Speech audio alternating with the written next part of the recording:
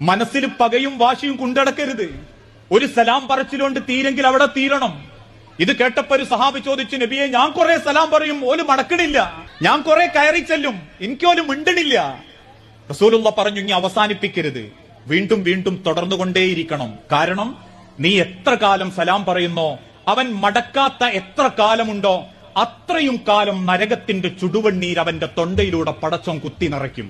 ഒരാള് നന്നാവണമെന്ന് വിചാരിച്ച് മാന്യായിട്ട് നന്നാവാൻ വരുമ്പോ അതിന് മുഖം തിരിച്ചു നിൽക്കുന്ന ആൾക്കാർക്ക് അള്ള കൊടുക്കുന്ന ശിക്ഷയാ നരകത്തിന്റെ ചുടുവെണ്ണീർ അവന്റെ തൊണ്ടയിൽ അള്ള നിറയ്ക്കും. എന്നിട്ട് റസൂലുള്ള കാണിച്ചു കൊടുക്കുക, ആ തൊണ്ടയിലൂടെ പോകുന്ന ആ ഉമിനീരടക്കമുള്ള അതിന്റെ വേരുകൾ പോകുന്ന ഭാഗം മൊത്തം അതുരുക്കിക്കളയും. ഇതാണ് കുടുംബത്തിൽ പിണങ്ങി നന്നാക്കാൻ മനസ്സ് കാണിക്കാതെ നടക്കുന്നവർക്ക് അള്ള നിശ്ചയിച്ച കബറിലെ ശിക്ഷ. അതുകൊണ്ടാ പ്രിയപ്പെട്ടവരെ, കുടുംബം നന്നാക്കണം എപ്പോഴും. ഏത് ബന്ധമാണോ നമുക്കൊരു പ്രയാസം, ഒരു മടിയും വിചാരിക്കണ്ട. കാരണം തോൽക്കാൻ പറ്റുന്ന ലോകം ഈ ദുനിയാവ് മാത്ര. നാളെ പടച്ച റബ്ബിന്റെ കോടതിയിൽ മഹ്ശറ മൈതാനിയിൽ അള്ളാഹു നമ്മളെ മുൻപിൽ നിർത്തിയിട്ടാണ് അത് പറയുന്നതെങ്കിൽ അവിടെ നമുക്ക് പൊരുത്തം വാങ്ങാൻ പറ്റൂല.